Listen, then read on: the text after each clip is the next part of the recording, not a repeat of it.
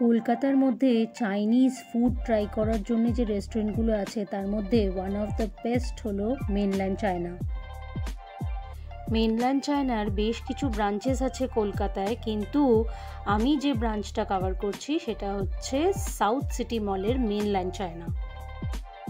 এখানে buffet lunch শুরু হয় দুপুর 1টার থেকে।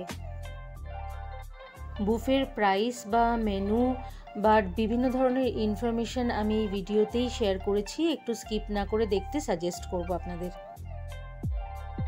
আমরা যেদিনকে গিয়েছিলাম সেদিনকে আবার একটা অফারও ছিল, 5 জন খেলে 4 জনের বিল পেমেন্ট করতে হবে, মানে একজনেরটা ফ্রি হয়ে যায়। আমরা যেহেতু 4 বন্ধু ছিলাম তাই একজন এক্সট্রা ছিল না, কি দুঃখ আমাদের কোনো ডিসকাউন্ট হয়নি। আমরা যেদিন গিয়েছিলাম সেদিনকে বুফে প্রাইস ছিল 940 প্লাস জিএসটি।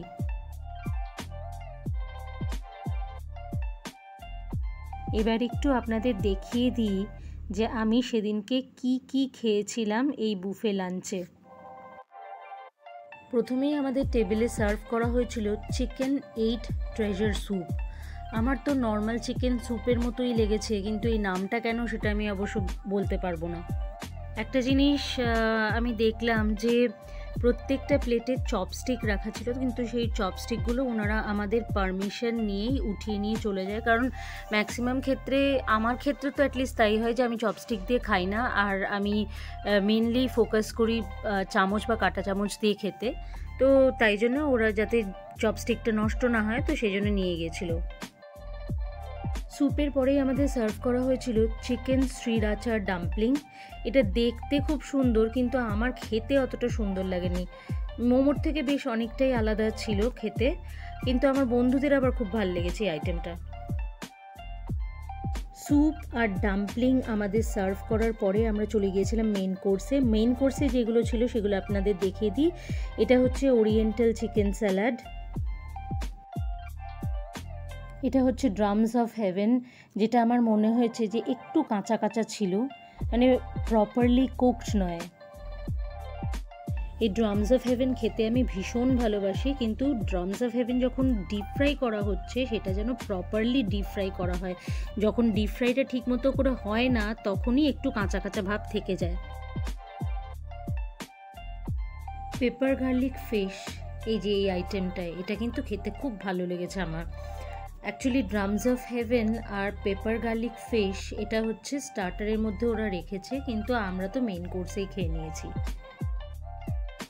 এটা ওরিয়েন্টাল ভেজ স্যালাড,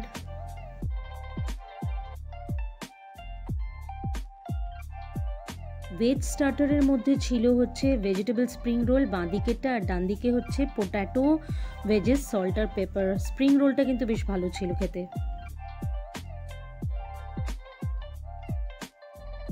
নেক্সট হচ্ছে চিকেন লঞ্জিভিটি নুডলস।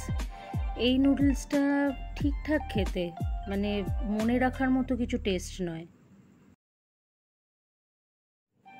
এখানে নুডলস বা এগ ফ্রাইড রাইস যেটা খেয়েছিলাম সেটা খুব অর্ডিনারি টেস্ট, মানে একটা দারুণ ব্যাপার যেটা হয় সেইটা ছিল না এখানে।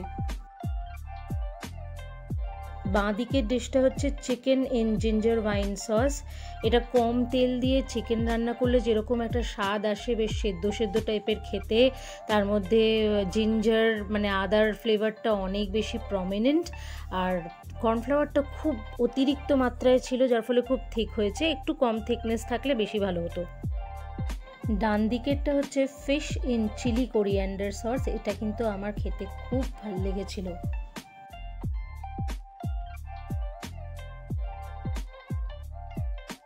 এটা হচ্ছে স্কুইডস ইন ডেভিলস স্টাইল।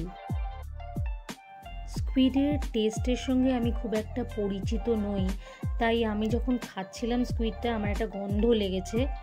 তো এটা যারা স্কুইড খায় তারাই ভালো বলতে পারবে যে স্কুইডের কোনো স্পেসিফিক গন্ধ আছে কি না। তবে এই স্কুইডের গন্ধটা আমার এখানে ভাল লাগেনি, তাই এই ডিশটাও আমি খুব একটা পছন্দ করে খাইনি। এটা crab in Singapore chilli sauce. এটা ছোট ছোট কাঁকড়া, যেটার আবার উপরের শেলটা বাদ দেয়নি। খেতে তো ভীষণ টেস্টি ছিল, কিন্তু এর উপরের শেলটা দাঁত দিয়ে কেটে তবে মাংসটা বের করে খেতে হয়েছে, যেটা বেশ কঠিন ছিল।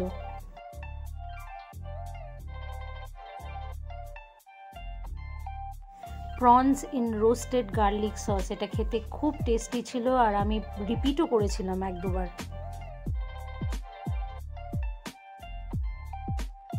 সব ননভেজ আইটেমগুলো নিয়ে আমি সাজিয়ে নিয়েছি আমার প্লেটে খাবার জন্য।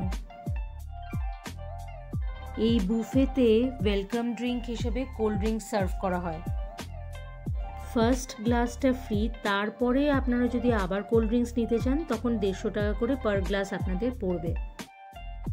এবার আমাদের তো 1 গ্লাস কোল্ড ড্রিঙ্কসে হয় না, আমাদের দ্বিতীয়বার অর্ডার দিতেই হয়।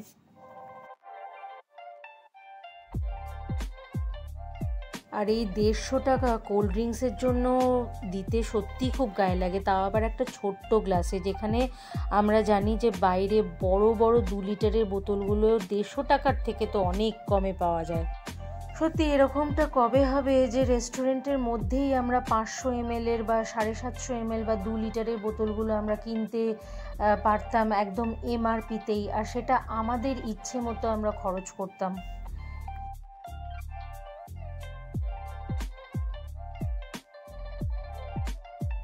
আপনাদের এক এক করে ভেজ আইটেমগুলো দেখিয়ে দিই।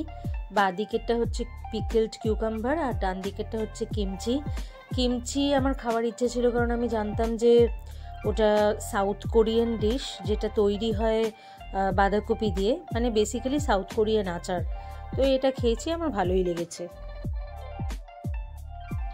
আর ছিল veg butter chilli garlic noodles আর veg black pepper fried rice.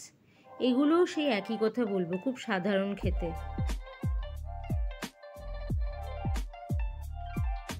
এটা হলো veg dumpling in hot garlic sauce, আর ডান দিকেরটা হচ্ছে exotic veg in black pepper sauce.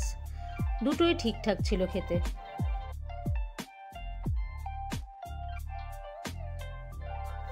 এটা ছিল sweet and sour veg with crispy noodles. এই ক্রিস্পি নুডলসটা আমার বেশ নতুনত্ব লেগেছে আইডিয়াটা, আর খেতেও বেশ ভালো লেগেছে আমার। এগুলো সব ভেজ আইটেমগুলো যেগুলো আপনাদেরকে দেখিয়েছি সেগুলোই প্লেটে সাজিয়ে খেতে বসেছিলাম।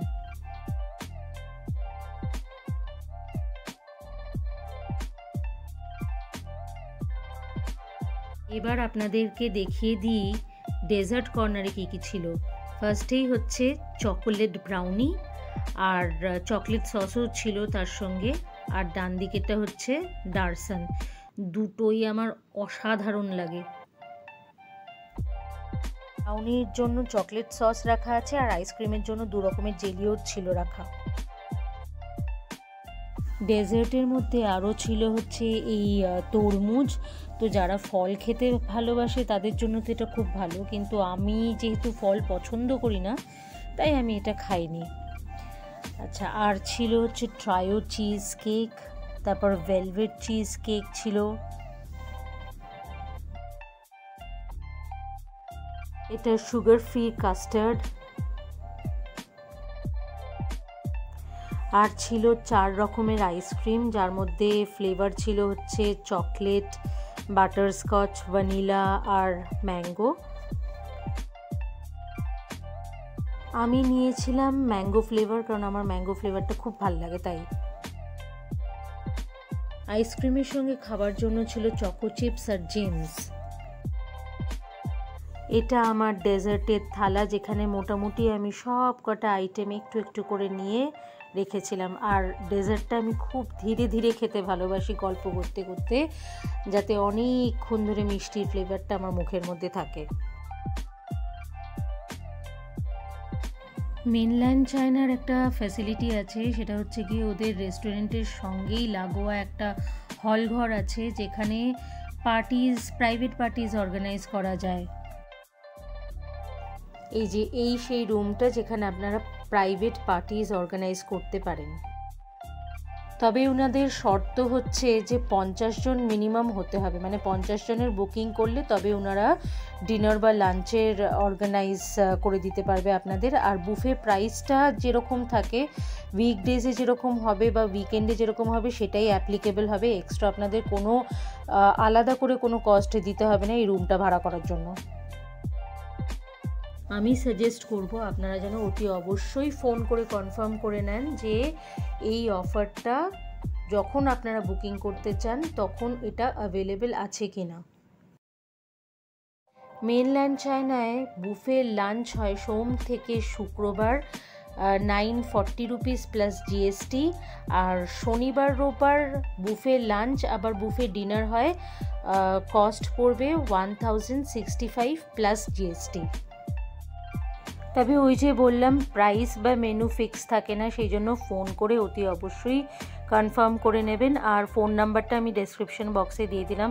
আরেকটা ব্যাপার হচ্ছে আমি ডেসক্রিপশন বক্স অলওয়েজ চেক করতে বলি, কারণ অনেক সময় আমি ইনফরমেশনগুলো ঠিক দিতে পারি না বা হয়তো ভুলে যাই, সেইগুলো আমার যখন মনে পড়ে তখন আমি ডেসক্রিপশন বক্সে লিখে রেখে দিই। ওভারঅল আমি বলবো যে আমার মেনল্যান্ড চায়না সাউথ সিটি মলের এক্সপিরিয়েন্সটা বেশ ভালো ছিল।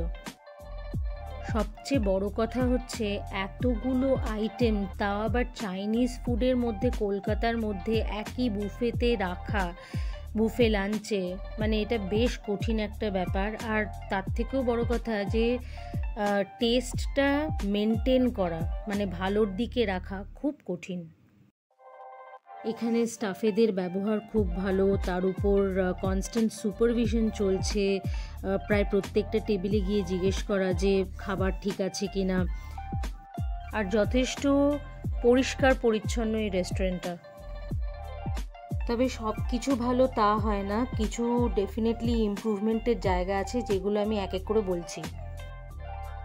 ফার্স্ট হচ্ছে ডিলেড সার্ভিস, মানে আমাদের যখন প্লেটে স্টার্টারগুলো দেওয়া হচ্ছিল যথেষ্ট দেরি করে করে আসছিল, তো সেটা একটা পয়েন্ট। সেকেন্ড হচ্ছে যে বুফের মেনুটা খুঁজে পাচ্ছিলাম না আমি, সেটা সাধারণত টেবিলে থাকে কিন্তু এখানে দেখলাম যে দেয়ালে টাঙিয়ে রেখেছে এবং যথেষ্ট উঁচু জায়গায় টাঙিয়েছে, যার ফলে মানে আমাকে রীতিমতো ছবি তুলতে হয়েছে, ছবি তুলে তারপরে আমি সেটাকে ভালোভাবে দেখতে পেয়েছি। থার্ড পয়েন্ট হচ্ছে কোল্ড ড্রিঙ্কসের এইটুকু গ্লাসের জন্য আমি এক্সট্রা গ্লাস নিয়েছিলাম কোল্ড ড্রিঙ্কসের, তাই জন্য আমাকে 150 টাকা দিতে হয়েছে, যেটা আমার খুব গায়ে লেগেছে। আমাকে যদি রেটিং দিতে বলা হয় গোটা রেস্টুরেন্টের আর বুফে লাঞ্চের, তাহলে আমি বলবো 4 out of 5। Thank you for watching my video.